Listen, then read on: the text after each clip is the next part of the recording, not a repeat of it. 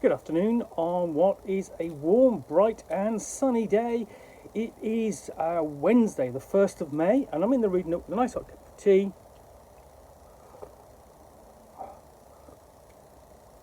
And a box to continue unboxing. What I'm going to pull out of here is this Forbidden Lands Book of Beasts.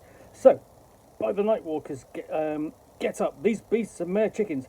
Shield Maiden, Amanda, pulled her sword from the dungeon spawn and wiped the steel on the merchant's fur collar as he lay there. Look at that, you're finally baptized. She grinned and looked at her companion's soiled face. A bestiary you can play. This monstrous manual for the multiple award-winning Forbidden Lands retro fantasy survival role-playing game is beautifully illustrated and filled to the brim with murderous monsters and lethal encounters. The contents also include rules for traps, rare tomes, and alchemy, as well as a system for playing Forbidden Lands solo. So you've actually got quite a lot here. It's much more than a simple monster manual for Forbidden Lands, which is published by Free League Publishing. And when they say it's a let's have a look, a retro fantasy survival role-playing game, yeah, it is basically it's a giant hex crawl of a role-playing game in which survival is fraught, combat is fraught, but it uses the mechanics derived from Year Zero, with a few changes for a little bit more depth and content in terms of mechanically. And there's several books of, there's a couple of books of anthologies of adventure, locations, or landmarks, and also a couple of campaign books as well. But this is a handsome looking book. And inside we have more, I mean, it's also a great thing about it is the artwork. That's terrific. You're just a whole landscape, landmark built around the corpse and skeleton of a great beast. We've got the contents page, credits page and contents page. Before we get on to the bestiary, and then a guide to how to use the book, lore roll, resources, and a full list of all the monsters there. So not many as you would think, but there's some. And we turn over, and the first one we have is Amphibian. And well, part of the reason the limited number of monsters is because it fits a D66 roll. And we turn over, and we've got the Amphibian. That's the first entry. Okay, so you've got some lore, general description, fantastic illustration. That's superb. That's really, really nice. And so on, a random encounter with it, an event, and so on. Just, it's much more than just, here's a description of a monster, okay, and here's how it attacks, here's what it does, here's how you can use it in play, here's adventures, and so on. And then it's got, the other thing you note about it is, here are the stats for it, but here are big blocks of text here. And this is its list of attacks, and its attacks basically are random. So, it might do a drowning attack or a collective ramming attack. But that's essentially just determined by the game master. Then we've got the amoeba, and it does the same thing.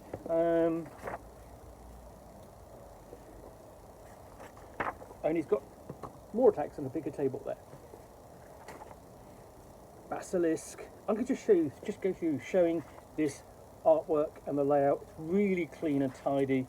It's really attractive. This is what perhaps this is perhaps one of the best looking monster books I've seen in quite a while. And there are lots of them available because essentially Dungeons and Dragons and Dungeons and Dragons style play is a big popular format. So there's lots of monster books out there. And these, and especially if you go back to the D20 system here, lots. My favourite is probably the Monsternomicon from Privateer Press. But this is nevertheless very good. And then we've got that's a gatekeeper, a giant spectre, giant spider.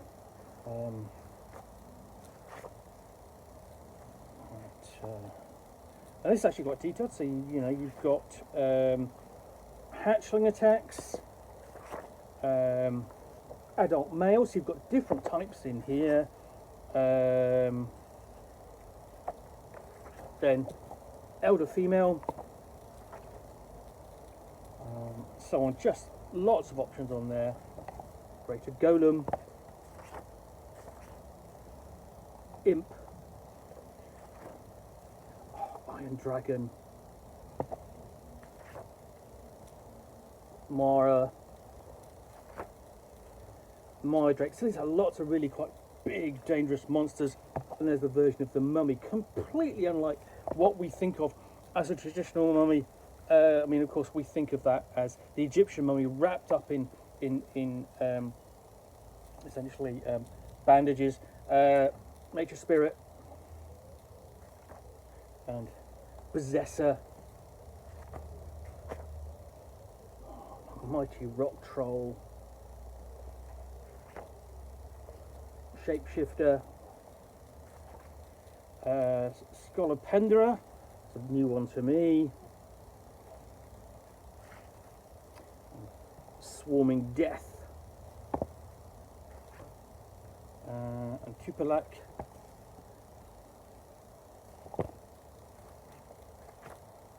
and an undead dragon. To Iron Dragon earlier, Vampire, Water Troll, Will o' the Wisp, so it's slightly different to what you normally accept as sort of like a portrayal of the Will o' the Wisp, sort of like, which is like the hazy light floating, Wolf Shadow, and so on. That's the last one before we've got tables of random encounters. Several of those.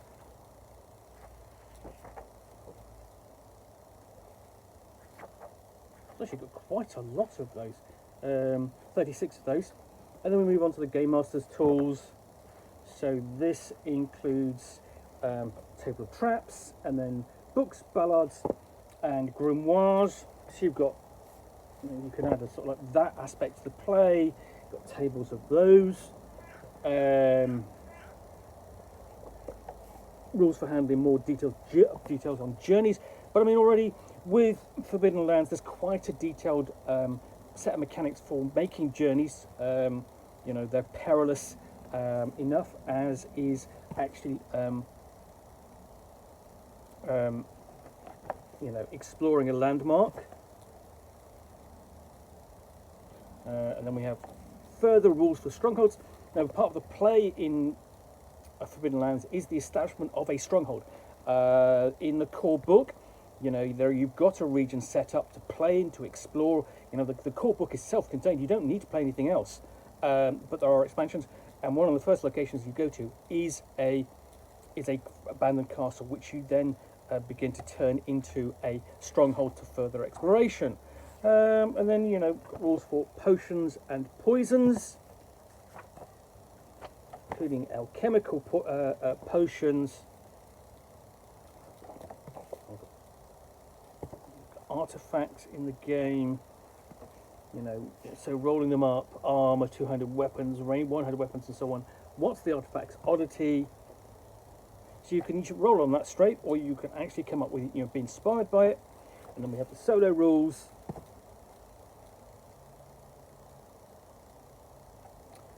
So getting started, journeying for one, because as I say, journeying is a dangerous procedure in the Forbidden Lands. Table of encounters for on your solo journeys, and then playing card oracles to see what happens.